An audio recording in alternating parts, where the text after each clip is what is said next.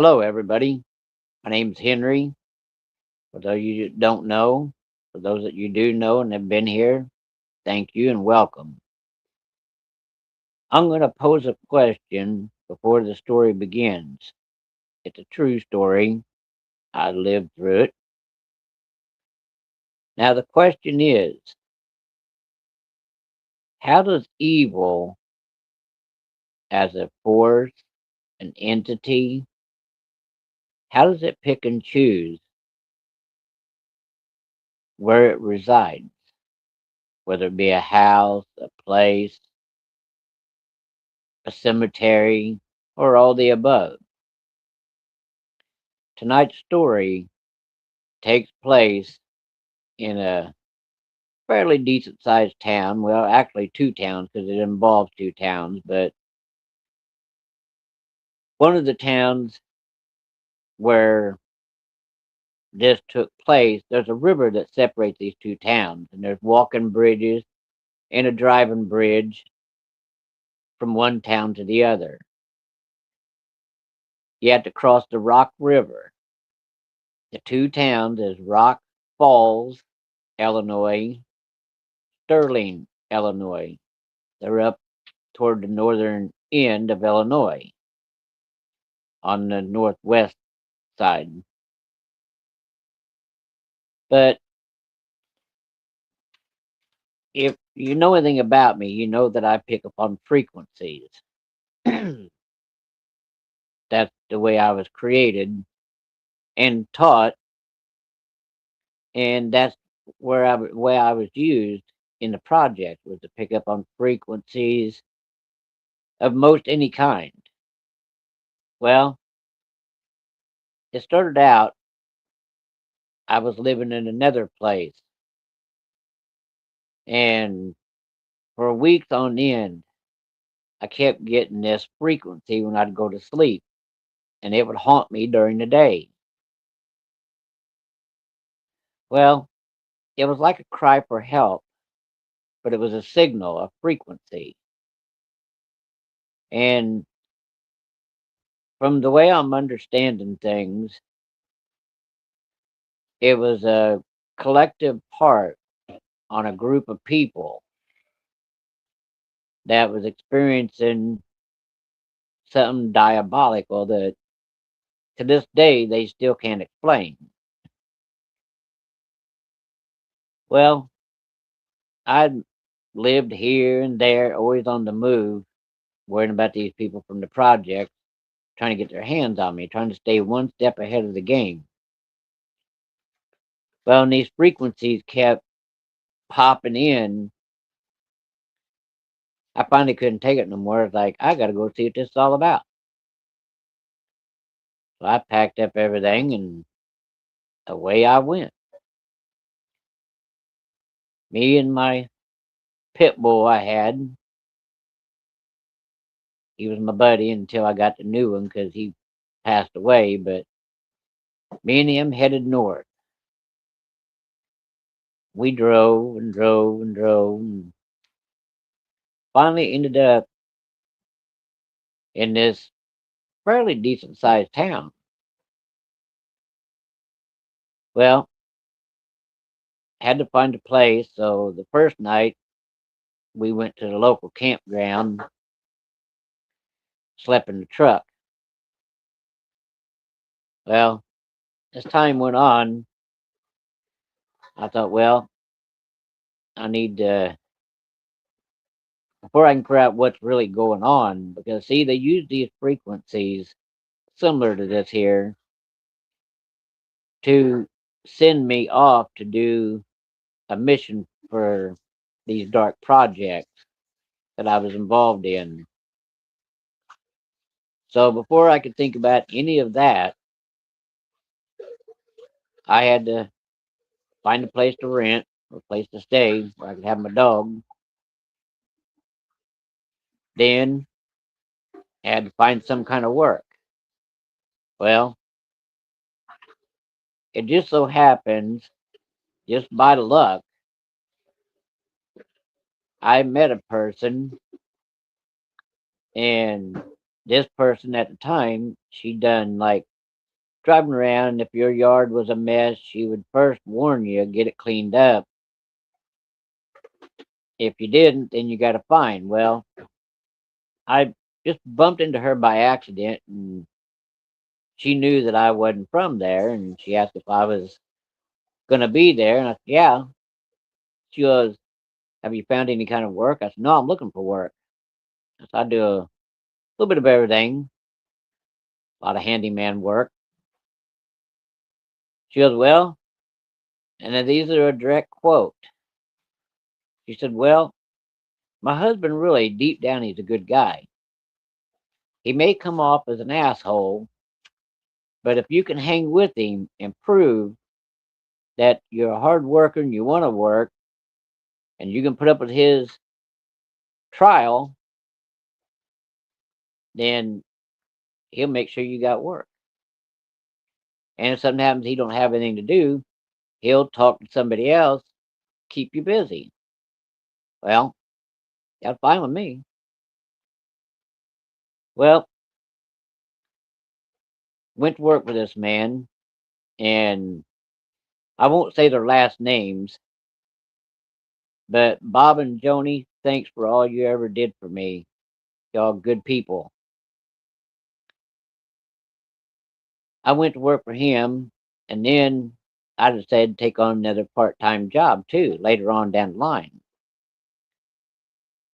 Well, I was a new kid on the block, so everybody around town was asking questions and wanted to know where the stranger come from.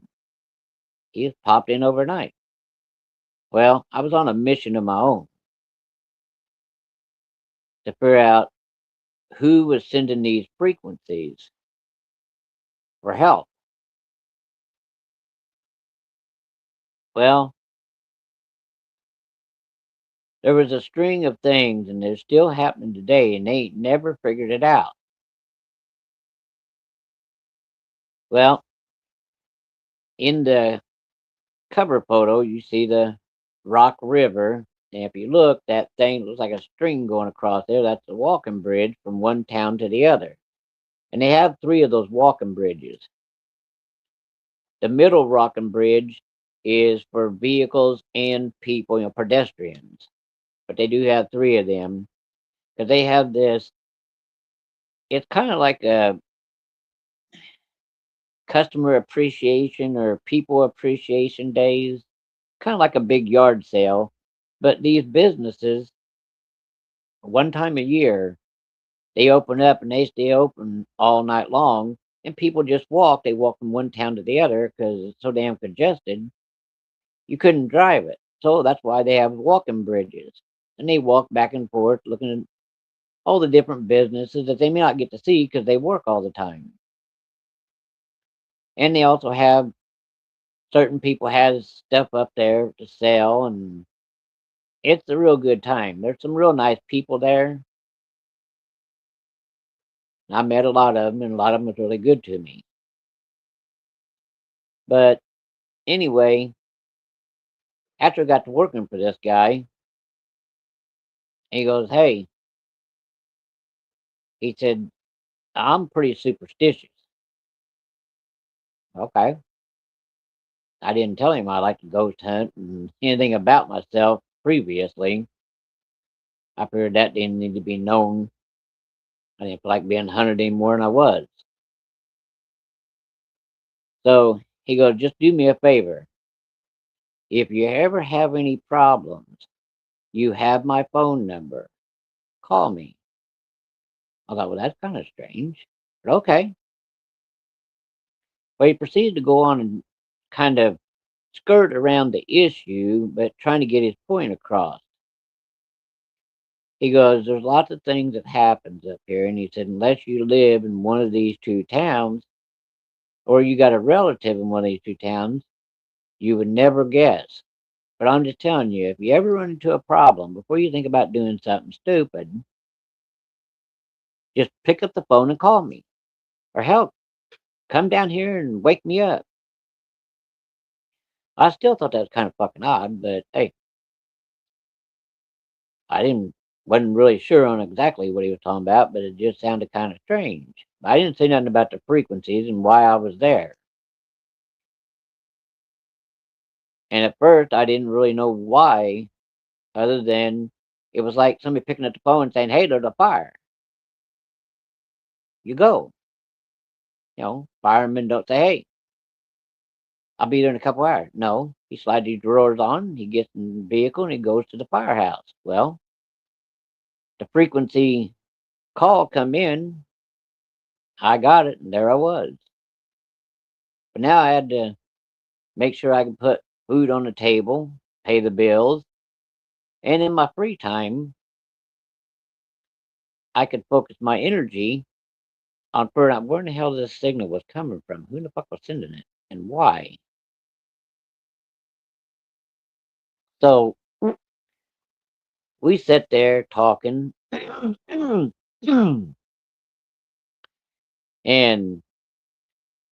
his wife happened to show up, and she goes, "You mind if I talk to you for a minute?" I said, "Sure."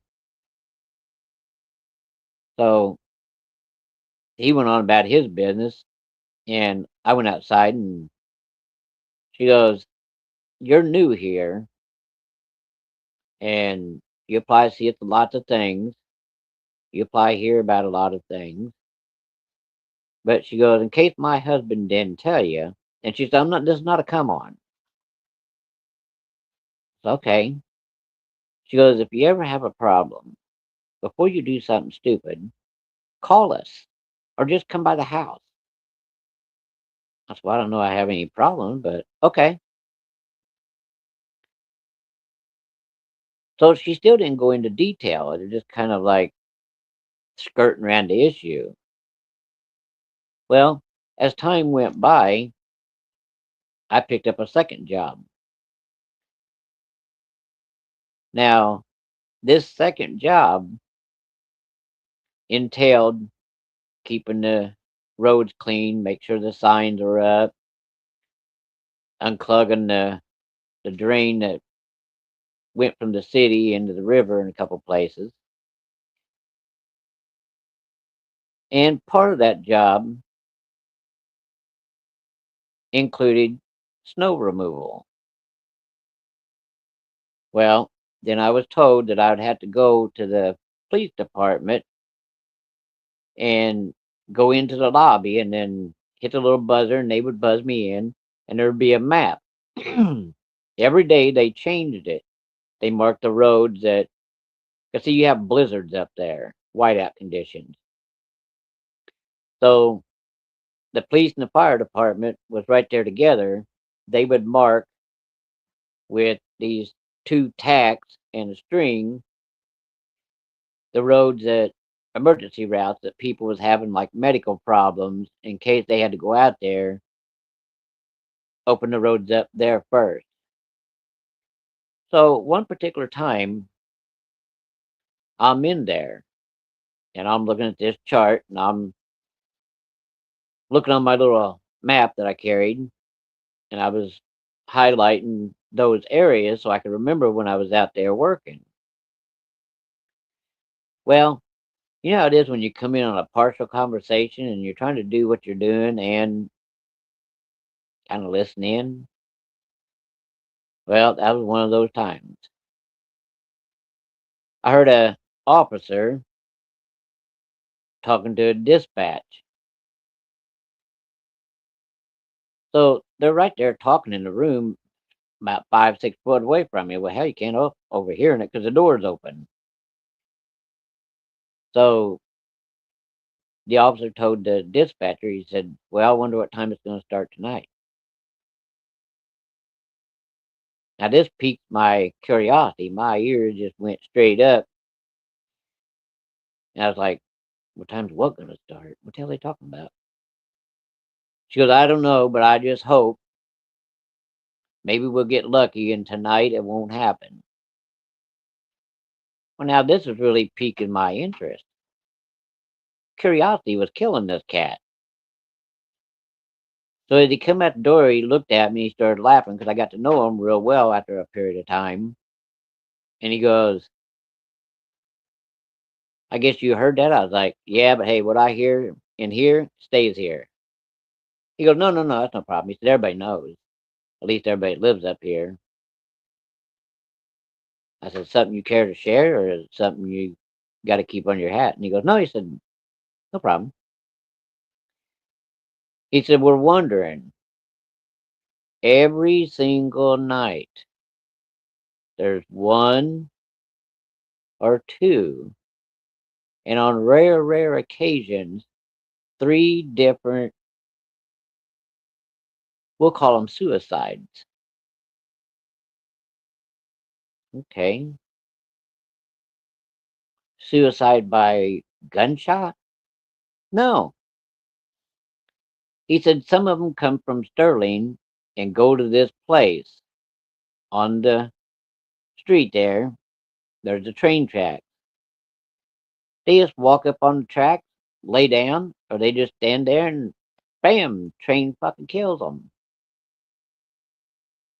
He said if they come from the Rock Falls side, our side, they may call in to their mom and dad, or they may call the police department and say, hey, I can't help what's about to happen. Please save me. And all of a sudden the phone goes dead. And they walk all the way across town and go across this walking bridge at the Rock River to this other side over there into Sterling. And instead of them going straight and going up by the old mansion, they veer off and somehow get on the tracks, lay down, sit down, or stand there, and the train just pow hits them. And like I said, this is an every night occurrence. It's never the same time, it's a different time. So I'm sitting there taking this in, and I'm like, well, my little antennas, they're all perked up. I said, are you shitting me? He goes, no. And I'll be damned. The call come in while I was standing there. He said, you have to excuse me. I got to go in there and see what's going on. And of course, I'm sitting there listening. The call come in. It was a young lady. I won't use her name, won't use her age. She's on a cell phone.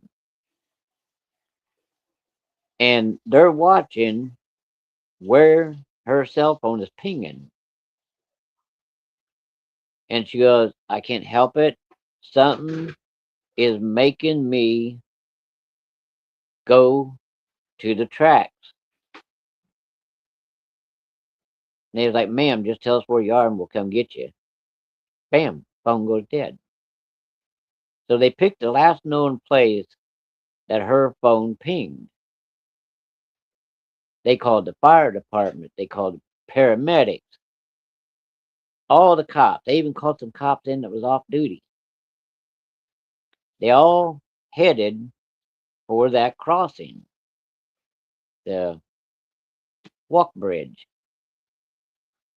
Well, they put some cops in Sterling, put them on notification, and they went to the other end of that river crossing. They stood there waiting to see somebody come walking across that thing and would detain them, trying to save this person's life. They waited, they watched, nothing. And then lo and behold, way off in the distance, the sound of a train horn. And they could hear it approaching. It's quite a ways off. Then it got to where you could see the light way off in the distance. And as they come in toward these big towns, before they get to the town, they start in blowing that horn because they don't have to stop. And it's a warning. So not only do you get a visual warning, but you also get to hear it and hopefully see the light. And hopefully the arms come down to make sure you don't go across. But there's always some pull that goes around those and fucking gets hit. So that's why they blow the horn before they get to a town, and they blow it all the way through town, let you know something's going up here on these tracks. Well, they're not quite ready to breathe a sigh of relief because they haven't found nobody. They haven't seen nobody walk toward the tracks. And I mean, Sterling and Rock Falls, they're out there in major force. I mean, there's even detectives. Everybody is scattered along. There should have been no way nobody could have got past them. Well, they hear the train. It's about 5 blocks. And of course, it's flying fast. It's running probably about 55, 60. They hear it coming and it's still blowing that horn. They can see the light coming. And all of a sudden, somebody just happened to catch a glimpse of it as the light is shining up the tracks. And that train's barreling up through there, blowing that horn. They see a silhouette standing on the tracks. It was only a moment's notice.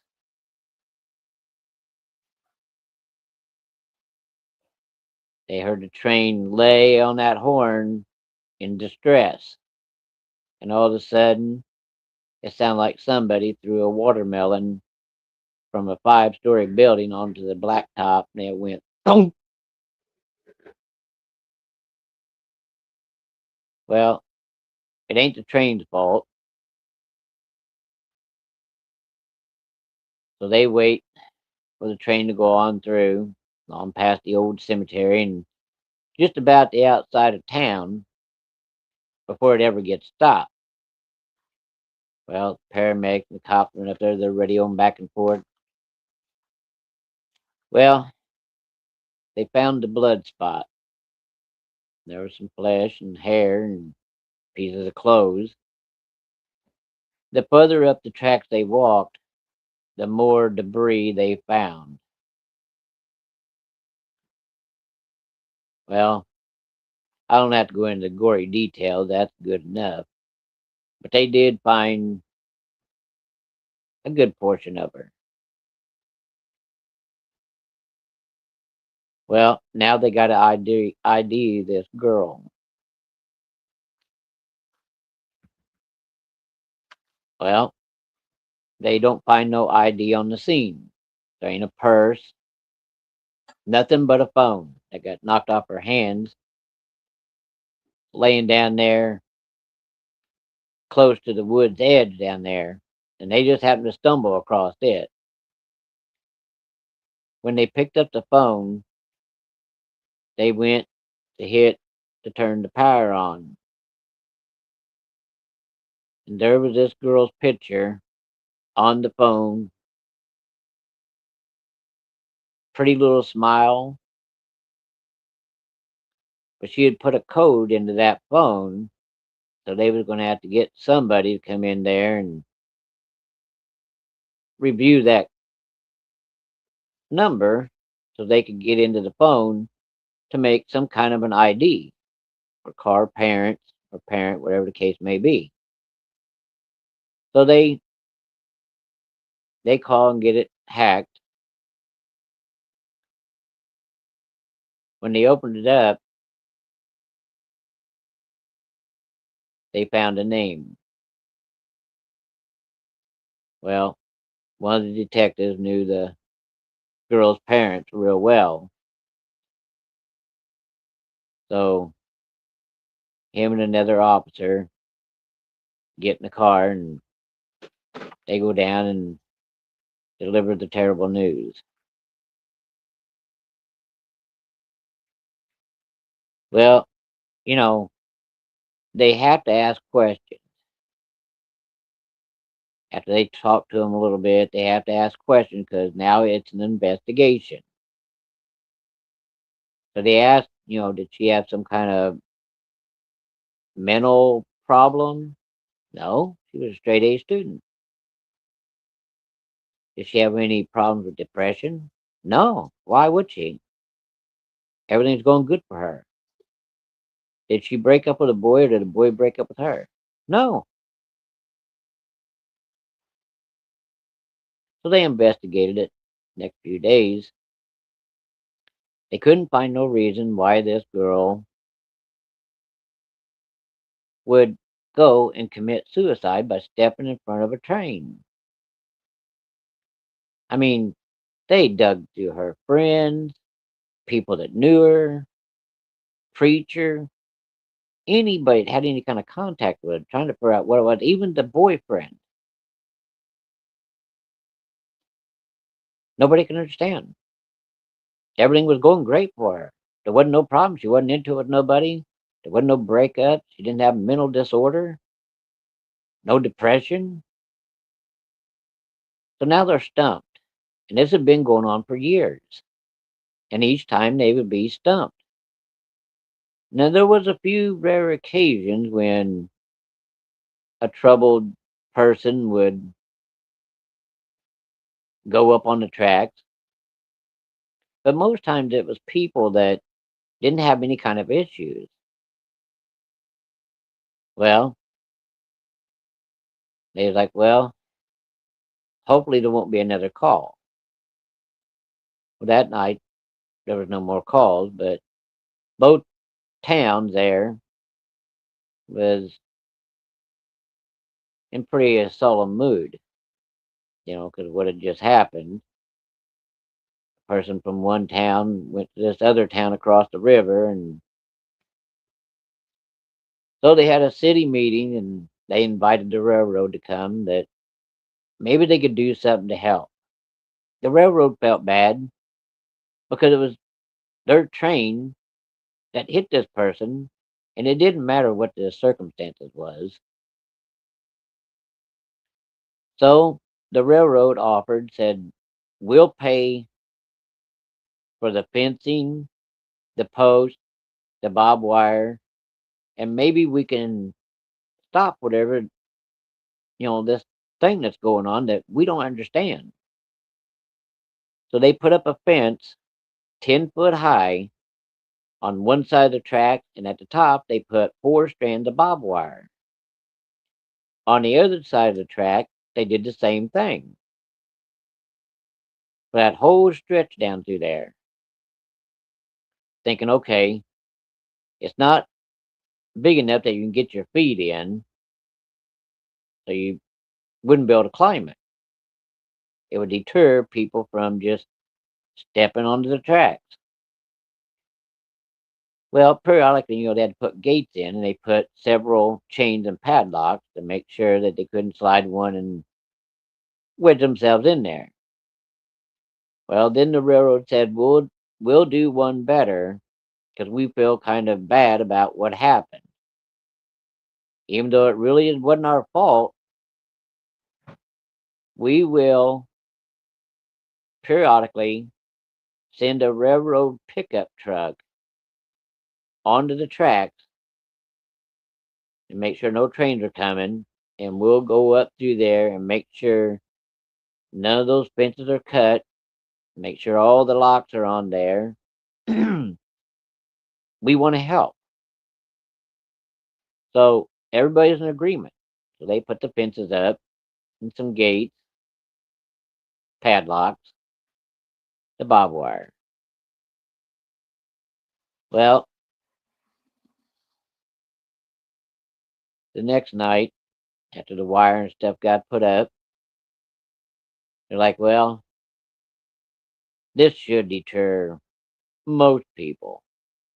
Now, it wasn't just kids, there was even grown ups. But I'll tell you about that here in a little bit.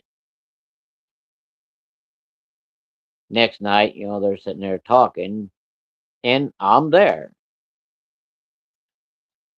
And they're like, well, at least the fences are up.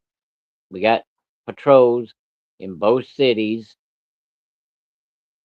That should eliminate, hopefully, all the problem. If not, at least most of it. You know, these dispatchers and cops, they don't like to get that call. And they really don't like, the cops really don't like it when they roll up on a grisly scene like that. And then they have to go tell the parent, or parents or the grandparents, whoever it is that's in charge of them. That's a bad job. I wouldn't want that. I don't care if you don't know them. It's still a hard thing to do. And my hat's off to them. Well, it wasn't a short time, and it's usually occurred between midnight and 4 a.m. Always. But you never knew exactly what time it was going to be, but it was in between those times. Sometimes it'd be one call out, sometimes it'd be two, some rare occasions, three in one night. Not three people together, separate incidents. Well, sure enough, they're like, all we got is one more hour to go. Not only does our shift end, but they don't normally happen after 4 a.m. That poor cop, no more got that out of his mouth, and the call come in. There was a person that was seen on the track. One officer from the other city was trying to talk them, you know, down and coming. How how'd you get over there and get out of there? In the meantime, Rock Falls Police Department calls the railroad. Your train's headed toward our town. Can you get them stopped? And they was like, by the time they get stopped, they done be past your town. These things are running about 55, 60 mile an hour. But we'll do what we can do. So they radio back and tell the cop is talking, and they send more people out there. They even sent the fire department. But before the fire department could get there and the other responders, here come the train. The whistle started screeching. I mean, it was blowing like a mournful call. The cop even started climbing the fence, thinking maybe if he got up on the top, maybe she could jump up. He'd grab her hands and pull her up and over. Before he got to the top, train done blew through. Sounded like a watermelon being dropped off a 5-story building, and that was the end of her. And again, when everybody got there, there was the blood splatter. As you went on up the track, they started finding bits and pieces. They had to identify her, get a hold of her parents.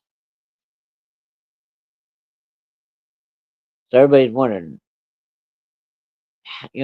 this cop was having a hard time trying to climb that fence. How in the hell could a young girl do this? Nobody knew. Well, they're investigating. They walk up and down. They make sure no more trains are calling. They railroad make sure the other trains are stopped until further notice. The officers are walking down through there with flashlights. They're walking with dogs. They can't find no holes in the fence. There's no place where the fence had been lifted up and somebody shimmered underneath of it. There was no ripped pieces of clothes on top of the barbed wire anywhere down through there. There was no rhyme or reason how this person got across that goddamn fence. So this one old detective that had retired, the young detective got a hold of him for some advice, and maybe if he'd come in and they would round up some money to pay him if he could give him some kind of insight. How long has this shit been going on? Well, the older detective that retired said it's been going on for years. There's no stopping it. What do you mean there's no way of stopping it? He said, what happens, happens. There's no stopping this. You could put a fence up like a big loop all the way across the track, and you probably won't be able to stop it. Would you care to elaborate? You must know something. He goes, I do. It's just evil. Evil is causing this. Well, they thought his cheese slipped off his cracker and the fucking dog ate it. Like, what the hell you mean evil? He goes, do you believe in evil as a force, an entity? It just started out after the rock walking bridges got done. And he said, it never has stopped. No matter what you do, it just seemed to happen. So then these people thought this guy lost his marbles. So he said, I'll tell you what, let me make a few phone calls and I'll help you to better understand what I'm saying. I can't really explain it. So he calls this young lady in, probably in her 30s. They go to the police department and they buzz him in and go back to the office. And he goes, I saved your life. Can you explain to them what's going on? And the cop look at him like, what the fuck is he doing this for? She goes, well, I was laying in bed one night. Everything was good. There ain't no way I went and got on them tracks. But she said, I went to bed and something kept telling me, hey, get up, go to the track, stand on the tracks, wait for the train. And she said, it was like I was being hypnotized. She said, I couldn't help myself. But she said, I grabbed my phone. And said, as I walked, I couldn't stop myself from walking. I wanted to stop, but I couldn't. And she said, I had my mom on speed dial. And she said, I tried everything in the world to get my thumb to punch in the code. And said, when it opened, I could barely get my thumb to hit the speed dial to my mom. But she's after a few blocks, I finally managed to get my thumb to hit the right button. And said, I called my mom and turned. She goes, Mom, you got to save me. I'm going to the track. I can't stop. Something is pulling me to the tracks. You got to help. She goes, okay, calm down. Do you see a street sign? Do you see anything that I could tell the cops where they would be able to find you? But luckily, she seen a sign, and she read what the sign said as she walked past it. Her mom said, stay on the phone. So she goes and grabs another cell phone and she calls the police department, gives them the information. Well, this old detective was working and he was out that away. And as the call come in, he looked up and here was this girl walking like she was in some kind of a trance. And he was getting a description of the girl over the radio and it matched this young lady perfectly. When she stepped under the pole light, bingo, that's his person. So he gets out, walks up to her, and said, Ma'am, I know you're in some kind of trouble. Can I help you? Her eyes was glazed over. It was like she was possessed. She just kept on a walking. He grabs her.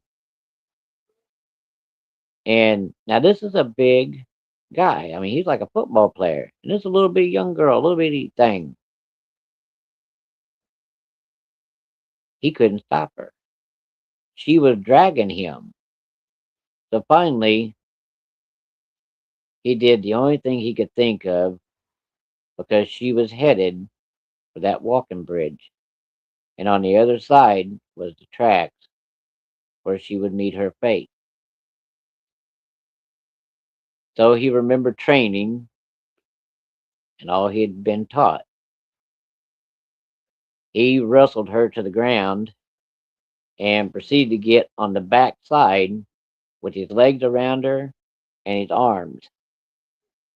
That was the only way he could keep her there, and she was still fighting. When the other cops rolled in, she was getting in some pretty good licks. Well, when the other officers got there and got her subdued, got her put in the car, and she kind of started to snap out of it.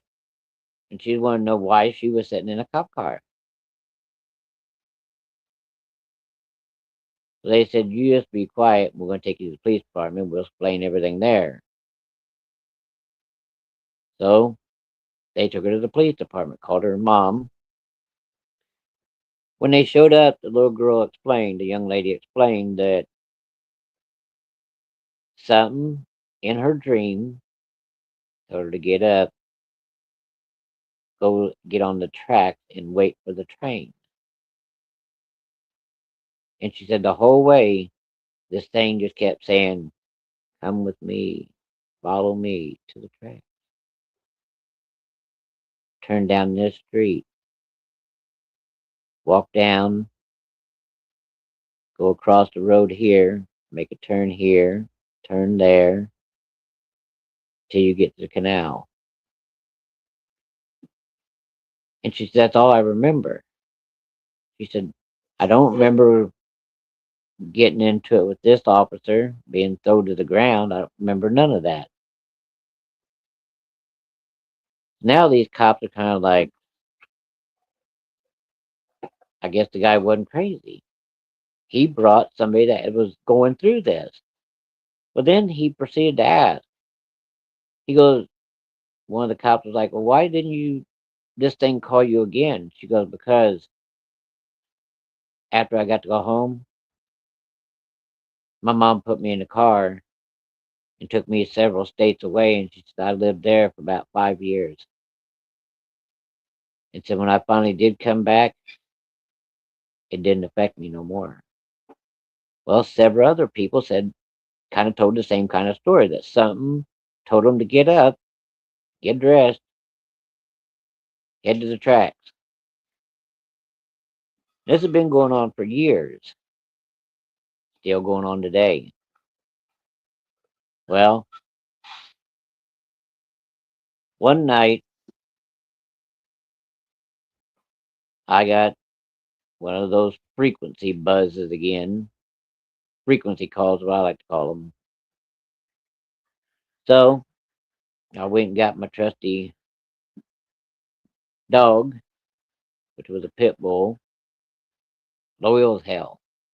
He was loyal to a fault. I wanted to see if there was anything to this. So I put his collar on him, put his lead in the choker collar. We loaded up in the truck and headed down toward the part of the Hennepin Canal. Right there's where the walking bridge is. That walking bridge at nighttime's all lit up. You can walk it day or night. There ain't no times or anything you can't go across there. Well, when I pulled in the parking lot, there was a few vehicles there. So I looked around and I didn't see any walkers. So I grabbed my light, put it in my back pocket, grabbed my smoke. Me and the dog jumped out and I kept him on lead. We walked down and put a foot on the bridge and away we went. Now we was in Rock Falls going across the bridge, the Rock River Bridge, into Sterling. Over there at Sterling on the other side, instead of taking a little jaunt to the right to go up into town, at the end of that bridge, there's a mud path. So we had heard about it, and they wasn't sure. I didn't ever figure out what the connection was. Nobody told me. I was trying to get a piece of information, try to put something together. Well, if you know anything about walking up toward evil or walking up on evil, you get this weird, sickening feeling.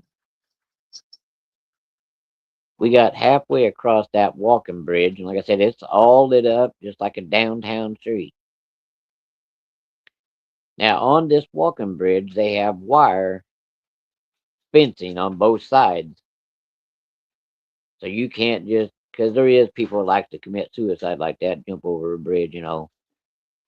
Well, to stop all that, they put up wires so you can't even get up there. And they got security cameras too. So as we're walking, each step gets worse and worse. This feeling of dread. Now, let me tell you something about this dog of mine. He had no fear. He would give his life for me any time and proved it several times. So I trust that dog's instincts. And yeah, he was walking slightly ahead of me, like he always did, as a form of protection. And he was prancing like he was a dog going into battle. But I noticed as we was walking, he was throwing his head, looking both directions, looking up, looking down. He felt it too. He had to have. Well, we get to the other side, and I'm trying to look with a flashlight to see is there any paths or anything. Maybe they're going to a split in the fence. Maybe there's a ladder. I was going to look. Well, I noticed this path right at the end of the bridge to your left. So I was like, either that's where people go to go fishing, or it's the other. Got to check it out. So we turned onto that dirt mud path. We walked, and you had to go up around some boulders and down along the edge of the water and then back up. It kind of weaved in and out there, kind of meandered. Well, we got to a place where that path forked. One went toward the river, so that must be where people going down and going fishing. The other path kind of took you toward the track. I was like, maybe we found something. Maybe it's something the cops overlooked. Well, we followed that path, and it come out to these big rocks, and there was water running through these rocks to the river. That's kind of weird. We took a few more steps, and lo and behold, just to the right of me, if any of you know what a trestle is, it's what they put in a ditch, and they put dirt over top of it, and water can flow through it. A culvert, I guess you'd call it. This pipe was so big, I could stand up in it, put my hands up, and still couldn't touch the top of that son of a bitch. And there was water coming out of it. So I come to the conclusion this thing went under the tracks, underground, under the street there in Sterling, and come up somewhere where these storm drains was run to filter the rainwater instead of it puddling up It would come into it, go through there, and come out and go into the river, which is not illegal. That's the legal way to do it. Well, I start walking in this tunnel, me and the dog, and I got him holding him close to me in case I need to unsnap him. I light me a cigarette. Just as I got it lit, I seen some sort of movement at the other end of that thing, and it was pitch black. But I could tell there was something that was moving up there. Well, I put my lighter in my pocket, got my flashlight out. Now I'm probably about 50, 60 foot inside this trestle culvert. When I turned that light on, I didn't see no silhouette. What I seen was two sets of glowing red eyes staring back at me, and these eyes were pretty good size. They didn't charge. I still couldn't make out anything other than those two sets of eyes. No, they wasn't reflectors. These things blinked just like a human would, and they'd turn their head as I'd shine the light. They'd try to turn their head to get away from the light. So I took it off spot and put on the dimmer side, which was a wider pattern. They didn't turn their head no more. They just kept staring straight at me because it wasn't blinding them. I don't know what they were. Have no clue. Was I going to go up there and ask them for their Visa or MasterCard or some identification? Fuck no, I wasn't. Because I was in there in this tunnel with these two things at the end. And at the end, that trestle went up. And there was a grate, big steel grate over top of that. So they probably felt cornered. And you know what a wild animal do when you corner it? It's going to come out of that corner. I told the dog, no bark. We started walking backwards, and I kept the light shined. And these things they was curious how come I wasn't going toward them. I was backing away.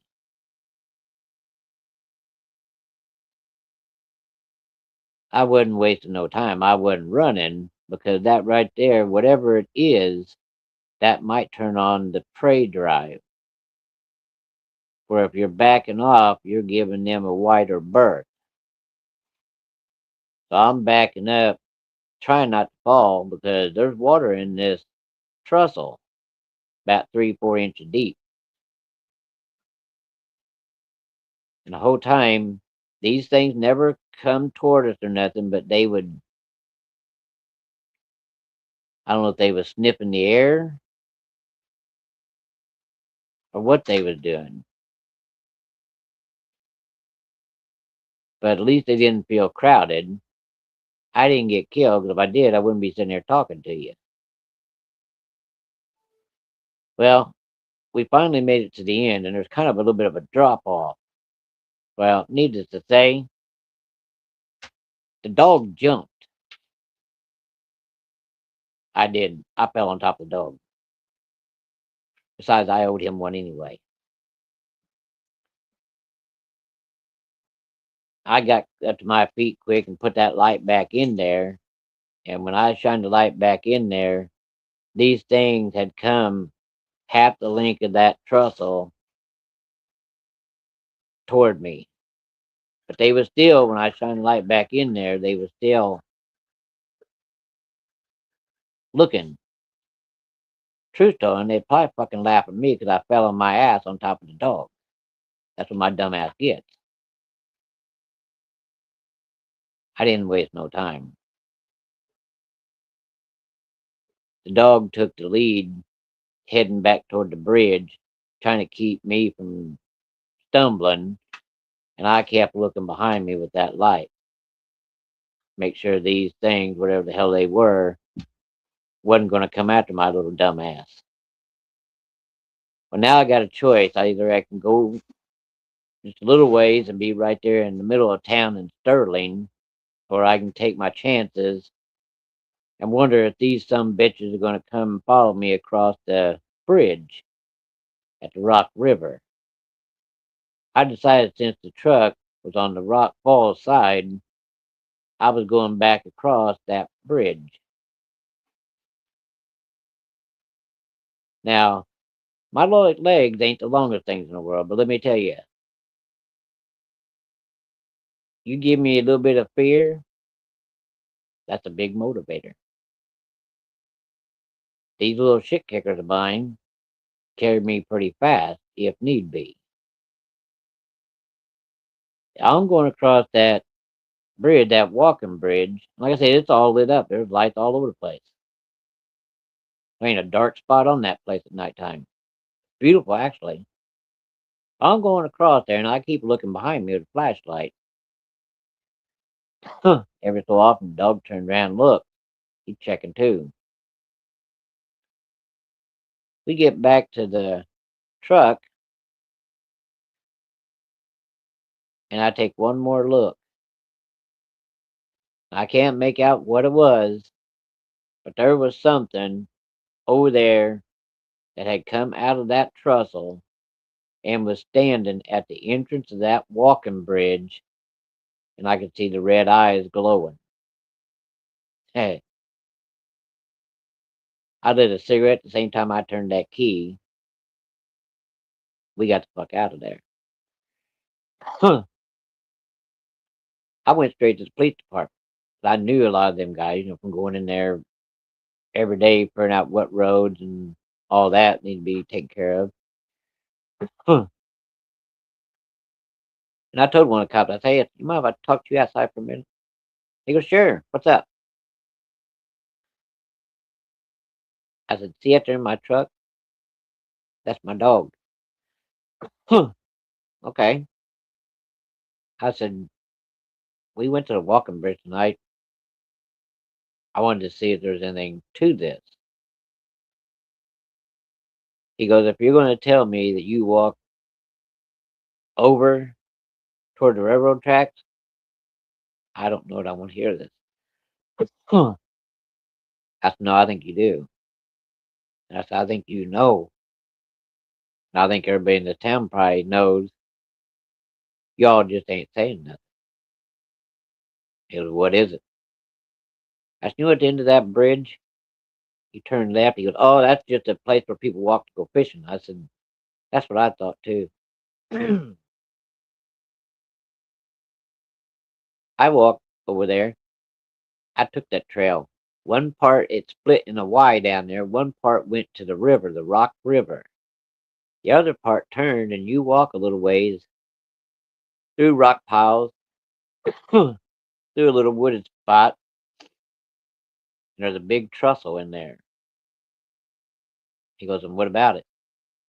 I said, "Me and the dog went in there." I said, "You know how it goes under the tracks, underground, under the highway, and it's up, straight up, and there's a great thing on top?" Okay. I said, "We never made it that far." I turned on my light on the spotlight. I didn't see no outline. I didn't see no ears. There was no definitives except for two things. Actually, four. Two sets of red glowing eyes that were like that. That's about the size of the bottom of a soda can. He goes, "You shit me." I said, "No. You me take you over there?" He goes, "You ain't catch me around there." He said, "Can I tell you something? You'll keep your mouth shut while you live here." I said, "Yeah." He goes, "Well, maybe that explains some of the people that go fishing along there at nighttime that just goes missing." Could be. I said, "But let me tell you something. I was halfway in there before I looked up and seen them at the very end of the tunnel down there. And I said, scared the shit out of me. So I turned around, walked out of there backward, and let the dog lead me until I got to the end and fell out. So I said, the dog jumped, but I wasn't watching. I fell out, and I said, these things perked up like they was laughing at me. I said, truth told, they'd probably trying to figure out how many leaps they could make before they got me. I said, what do you think it was? Because I have no clue. Guess you ain't told me about this, have you? No, I come straight from there to here. Talk to you. That's what I was really doing, was looking to see if I could find holes in the fence or something so I could maybe tell you guys where to go look, fix it before somebody else gets hurt.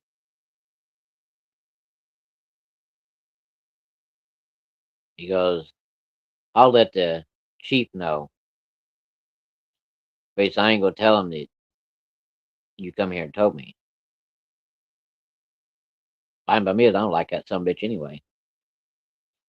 Because me and him had problems. Later on, I got rid of him. Now, no, I don't mean deep 60. No, he quit. But anyway, I go home, go to bed. Next day, I get up and go to work. Now, I'm at a location and I have to go get out of the truck and walk a half a block toward the river. And there's a trestle, and I had to raise that door, check, make sure there wasn't no debris in there. Well, I had my dog with me, and he'd stay right with me. So I made him heel. We headed down through there. Now we're on a dead end street, and I was at the end of the dead end. So I walk out there and I climb onto the trestle. Of course, dog, he's down there playing in the water. He ain't bothering nobody.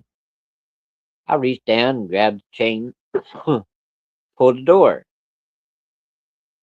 There's a few pieces of debris, so I climbed down and got the rake, pulled the stuff out, shut the door, and put the chain back on it.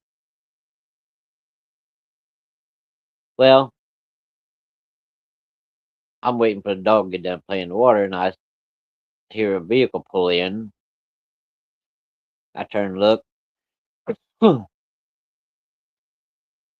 It was one of the officers. So I grabbed the dog and put the chain on him, the choker chain and the lead, because there's a leash law. He gets out of the vehicle, and he's one of the younger cops. Him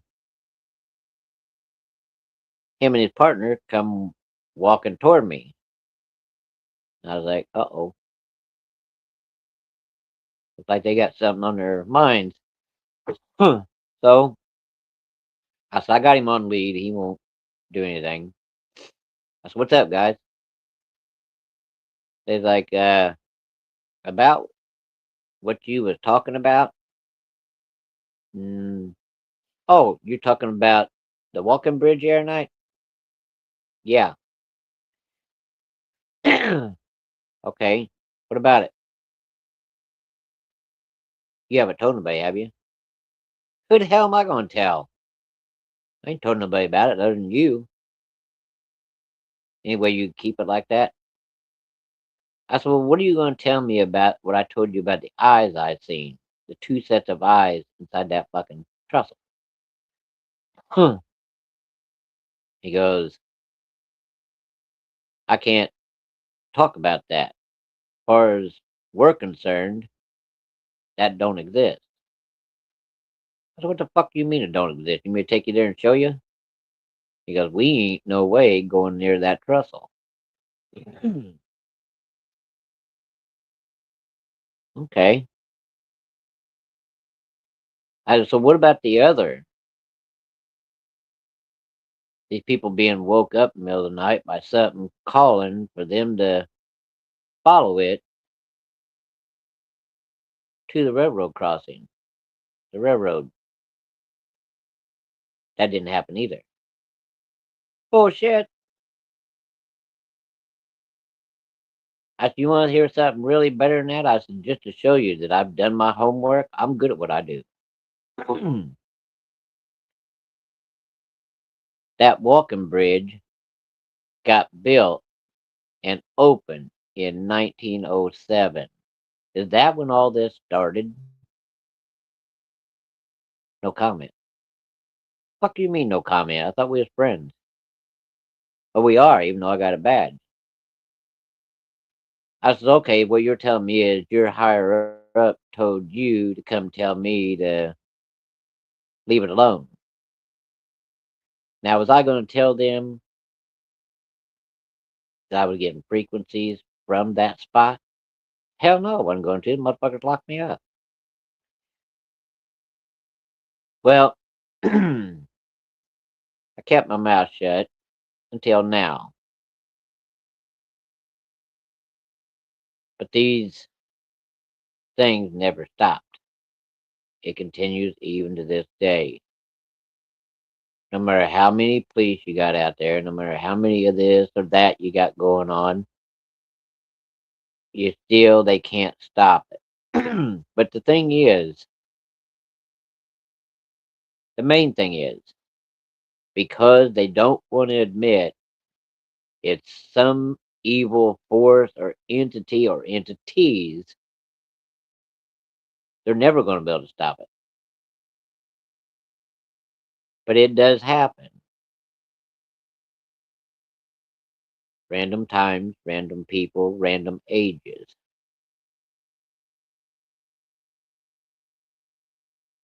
So these things still continue today. Now, it makes you kind of wonder how this begin and why. Then the other question that pops in my head is,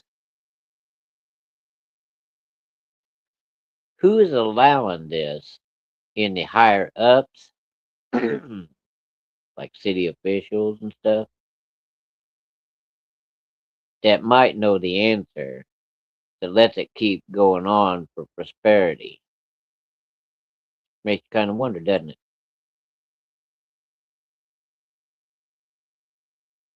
If you think I'm joking, take a trip to Rock Falls or Sterling. Go check it out yourself. There's a mansion there in Sterling, and the road kind of zigzags there. You'll see the walking trail headed down toward the river through the weeds and stuff down through there. And you'll see that blacktop path that takes you right back across that bridge over into Rock Falls. Before you get on that bridge, you watch as you're walking to you. It'd be to your right. You'll see that path. You think I'm joking? Follow that path and stay on it, hanging to the right toward the track until you come to the trestle. Take a peek in there. Or do like I did, do it at nighttime. There's a challenge. On my channel, I don't say nothing that isn't truth. There's some truth for you, and this stuff's still going on. No matter what they do, people still getting killed on their tracks. Climbing over, going under, disappearing, going in there. Who knows? But they are going there, laying across the track, sitting on the track, standing on the track. There was one cop that got a call. Luckily, he was in that vicinity. He even climbed up on the fence, thinking, okay, if I get up on the fence, the girl's there, the train's coming.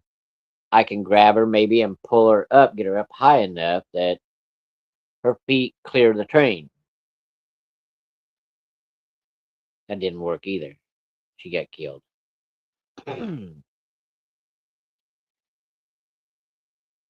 So, if you think I'm joking, and you got the guts and the gas money and some time to spare, go up there and check into it. Better than that, go up there and walk across that walking bridge from Rock Falls into Sterling by the mansion.